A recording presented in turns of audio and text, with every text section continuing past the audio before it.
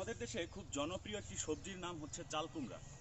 ঘরের চালে ফলানো হয় বলে এর নাম চাল কুমড়া। তবে বর্তমানে জমিতে কিংবা মাচাতেও ব্যাপকভাবে চাল কুমড়ার ফলানো হচ্ছে।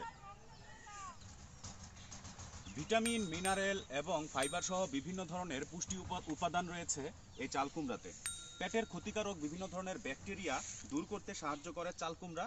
ব্রেন ভালো রাখতে সাহায্য করে। এছাড়া যক্ষ্মা রোগের মহা ঔষধ হিসেবে ব্যবহার করা হয় এই চাল কুমড়া।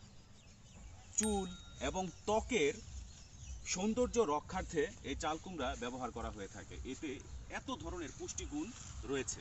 তো দর্শক, আপনি নিজে চাল কুমড়া খাবেন এবং আপনার পরিবারের সদস্যদেরকে, বিশেষ করে বাচ্চাদেরকে এই চাল কুমড়া খেতে উৎসাহিত করবেন। সকলে ভালো থাকুন, সুস্থ থাকুন।